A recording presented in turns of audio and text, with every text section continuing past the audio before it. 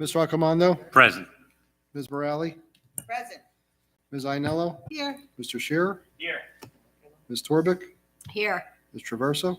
Here. Ms. Zottarelli? Here. Please stand for the flag salute. Pledge allegiance. To the flag of the United States of America, and to the republic for which it stands, one nation, under God, indivisible, with liberty and justice for all.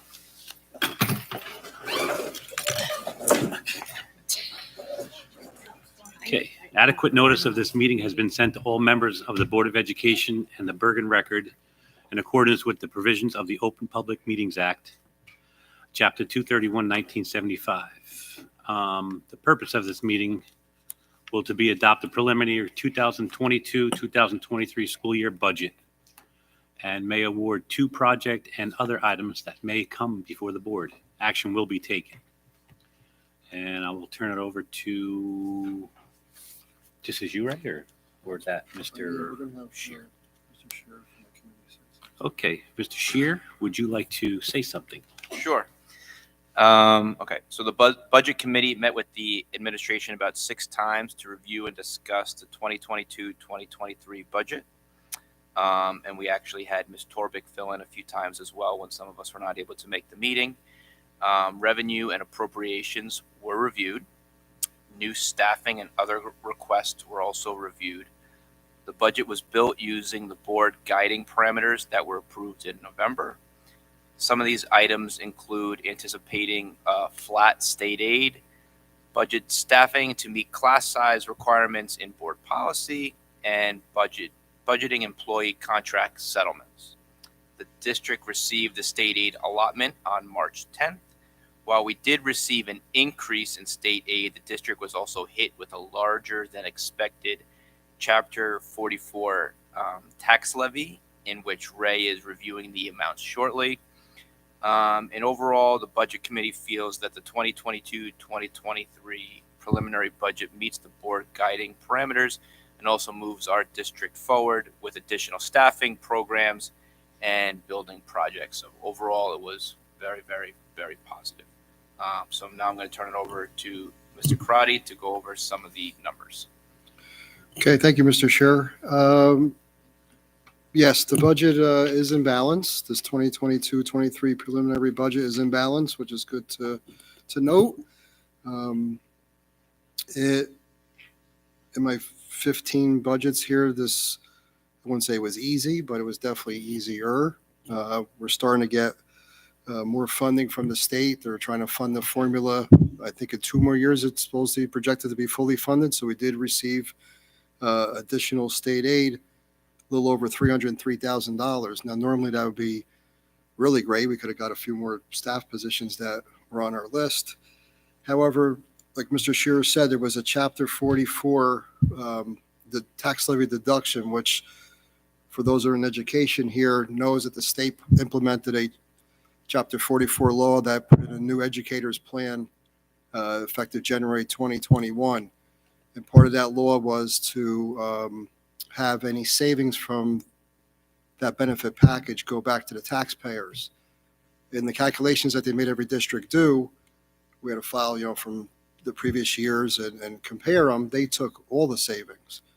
Some of those savings are premium decreases over the last 2 years, and their calculation is incorrect. So I had to file an appeal, and there are many districts, if not all of them, have filed an appeal. We don't know where that's going to go, but they deduct it from our tax levy. So normally it can go up to 2%, which is over $600,000. We lost $222,000. So if you net the 2 numbers out, we have about $81,000 that our budget was able to increase. So again, we don't know where that's going, and we don't have it obviously for tonight. I don't know if we'll have it by our May 9th meeting when we adopt the budget. Hopefully we do, and get some relief from that and add more, hopefully more staffing positions that we need. So in this budget, we're going to do a presentation in May. This isn't a full presentation, just an overview. I sent the board information. So some of the positions, all positions that we currently have are able to be maintained. And out of our list of positions, we're able to add the following: a middle school, high school ABA teacher. At Long School, a basic skills teacher. At the middle school, high school, also a basic skills teacher. And in the district, a new behaviorist. We have quite a few maintenance projects in the budget. As I mentioned, our audit, it just got wrapped up, and that presentation is going to be on our April 4th meeting. And we're able to put in some money into our maintenance and capital reserves. So I'm withdrawing some of those monies to do more maintenance and capital projects, more tile abatements in the classrooms, ceiling and lighting upgrades, heating pipe replacements, other HVAC upgrades. We're slated to have the main gym here at the middle school, high school air conditioned. Actually replace the current system, and it will add air conditioning. We're looking to do 2 classrooms, the 2 kindergarten classrooms at Franklin School, replace the windows, which are the single pane windows, and do some concrete sidewalk and repairs, and also repointing. A lot of the brickwork needs to be repointed. So there is a lot of stuff in here. Again, it's been a lot better. We have a lot of special ed costs that were coming offline that also helped, and more in the future. So overall, it wasn't a bad budget to put together. So we've met all the requirements. I'm almost finished putting the whole package together to go to the county office either by tomorrow or by Friday. It's due Monday. They'll review it, get back to me, and then we'll, as you see, an action on for tonight to take the final adoption on May 9th.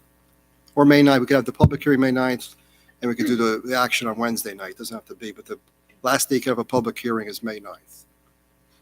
I'll also address the other couple items on the agenda, but anybody have any questions? So just wait, before I do that, I don't have, because everything's behind.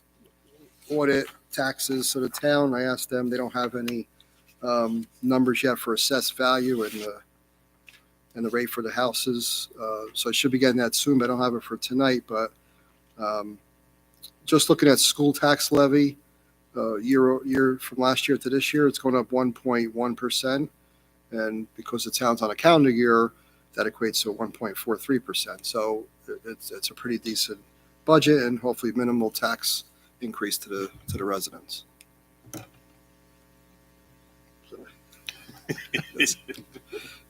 Any questions from the board? Again, I said we'll have a full presentation where Ms. Violetti will go through all the positions. We have, I didn't go through, we have a long list of curriculum items that were put into this budget. Project Read, level readers, IXL for math. We had some athletic stuff, new co-assistant girls soccer coach, football uniforms, new goalposts.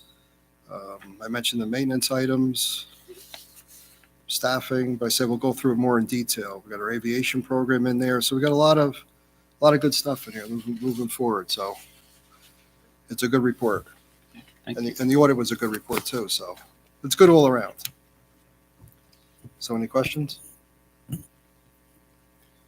If I could, I want to thank the budget committee. I was able to sit on it, and it was like a well-oiled machine, and what really nice. Like you said, Ray, it was probably one of the not easiest, but I know what you mean. Like it's how they should. Yeah. They kind of like they should So work. thank you not to- like we were doing it before. Yeah, absolutely. Thank you to you. Thank you to the budget committee and the stand-in, Ms. Torbeck.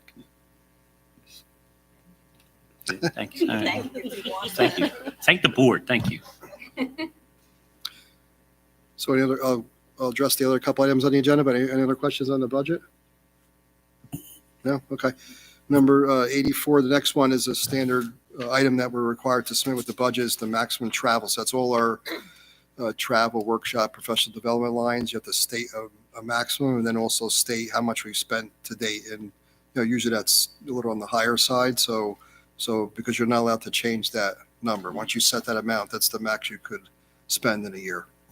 The next one is it's a revenue line, the Special Education Medicaid Initiative. So we have to budget for federal funds for that. And if you fall short, there's a corrective action plan that needs to get submitted, which Ms. Reisenauer did that. And that will be submitted. Number 86 is establishing May 9th as our public hearing, and if we can maybe adopt that night or the 11th.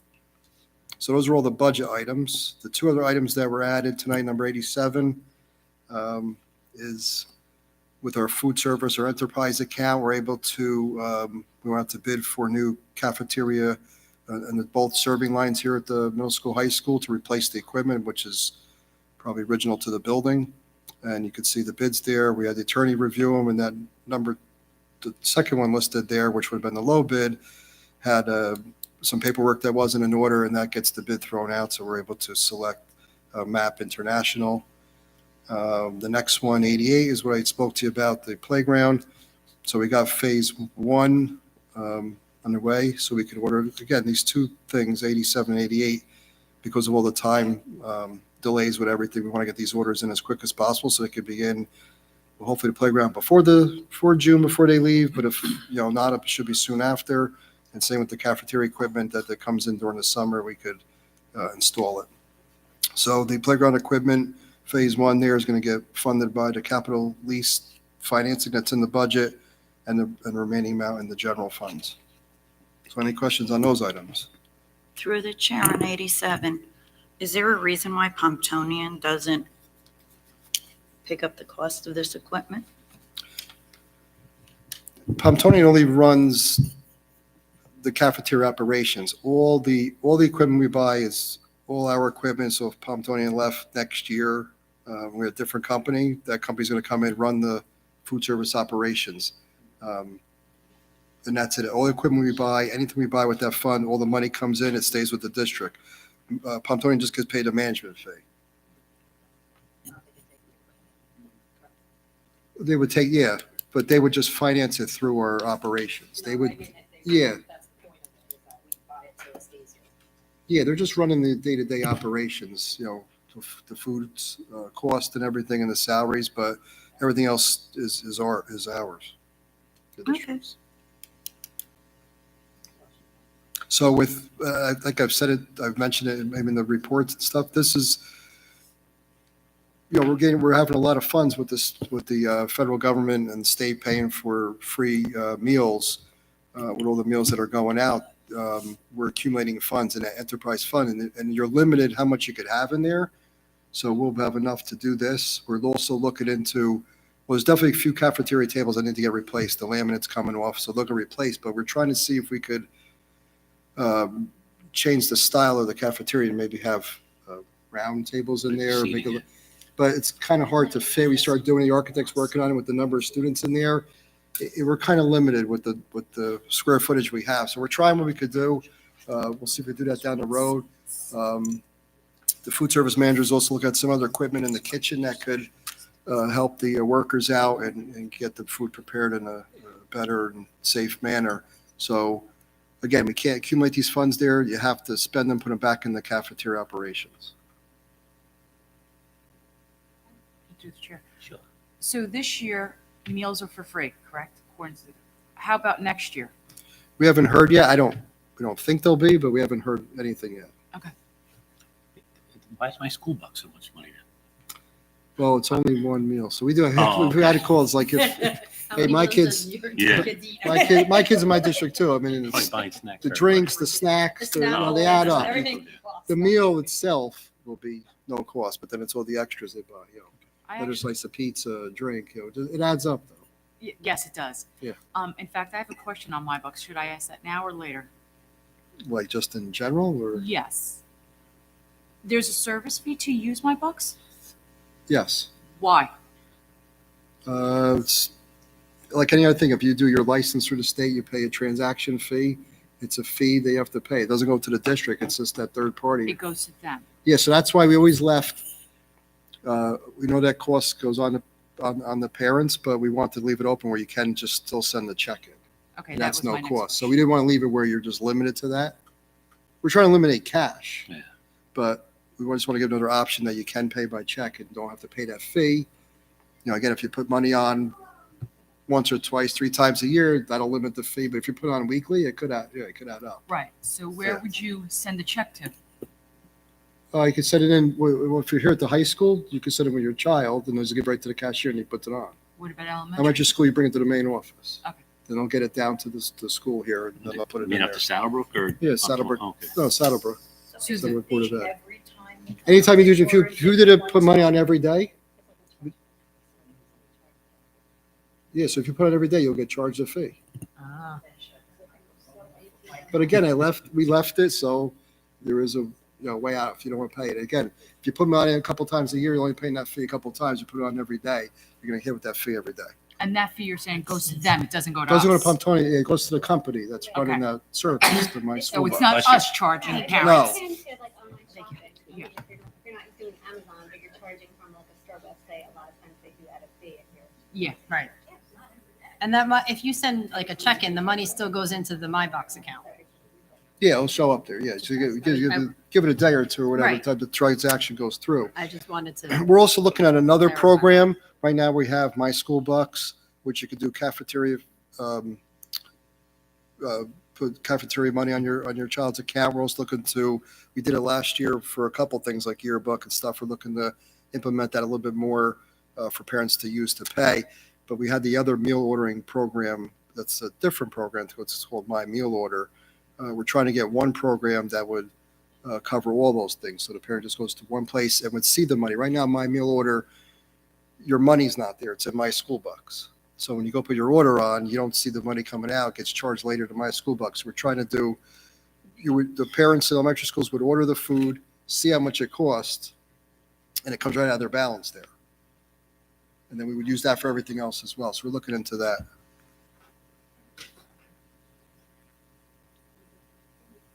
Welcome. Ms. Shear, do you have a comment? Okay. Oh, do you want to say something? No? Okay. Question, could I ask a question now or during close or in reference to the testing for COVID employees? Does that still keep going on or is that done? That's Executive Order 253. That is not, Governor Murphy did not take that away yet. Oh, okay. So the executive order itself states until further. Okay. Or something. Someone just move it. Okay.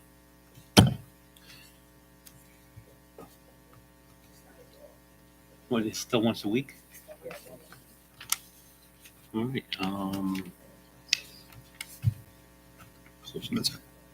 No, I think we got to do a motion. Okay. Second. Okay, can I get a motion? Get a second? For right. For items 84 through 88. 83? 83, I missed right. Thank you. Ms. Mahoney. Second, okay.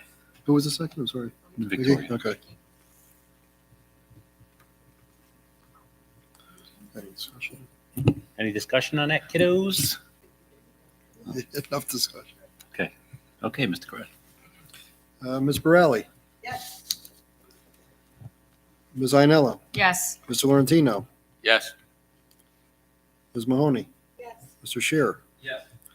Ms. Torbeck? yes. Ms. Traverso? Yes. Ms. Zottarelli? Yes. Ms. Raccomando? Yes, Thank you. thank you.